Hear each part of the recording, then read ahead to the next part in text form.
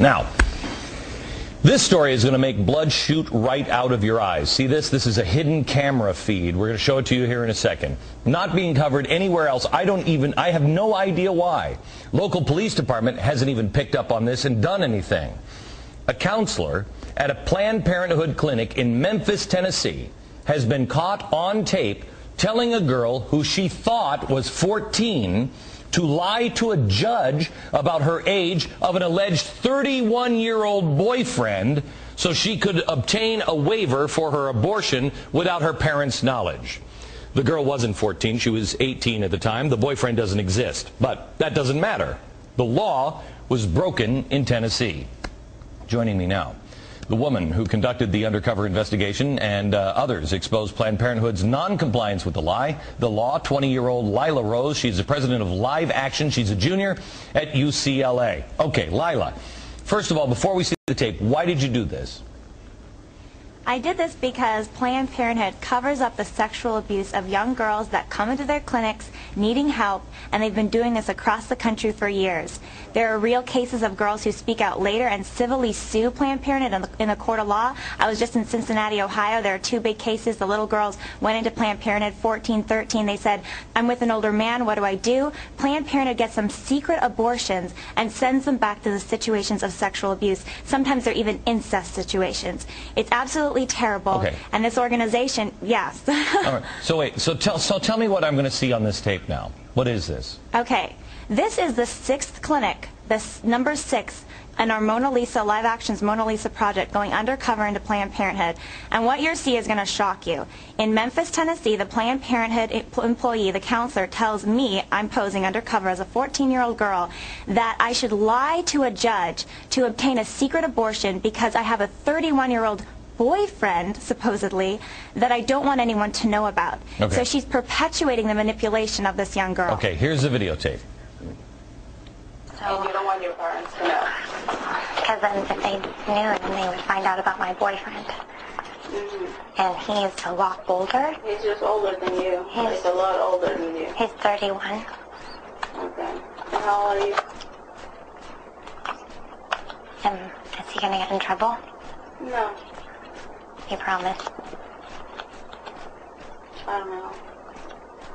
Okay, the main point is that you wanna. I'm 14, but I'm turning 15 in 2 months. I'm not gonna tell anybody. Okay. And please don't say that I told you this. But you need to call them. You need to call her. Are they gonna ask questions about her boyfriend?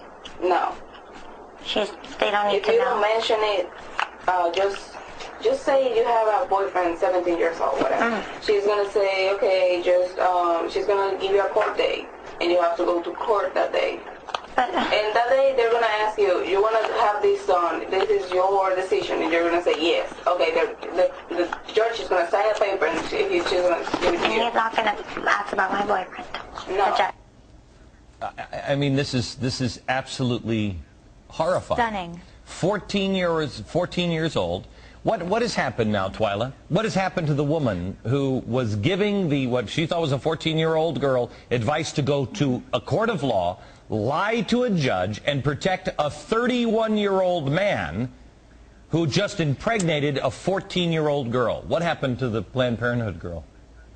Glenn, the horrible thing about this is not the only clinic. This isn't just one employee. I've been undercover in an unnamed number of clinics, many clinics, and we've released 6, actually 8 of them so far, including the Los Angeles ones I did near my school, UCLA. And what we've found again and again, what Live Action has found, is that Planned Parenthood institutionally covers up sexual abuse to procure secret abortions for little girls and then sends them out to the sexual abuser. Nothing has happened to this employee, and Planned Parenthood hardly will even admit that this is going on. Well, they it's said absolutely they said that they don't know if this is accurate. They're doing their own internal investigations, but they're going to take very strong action because if this is true, this person violated their own internal policies.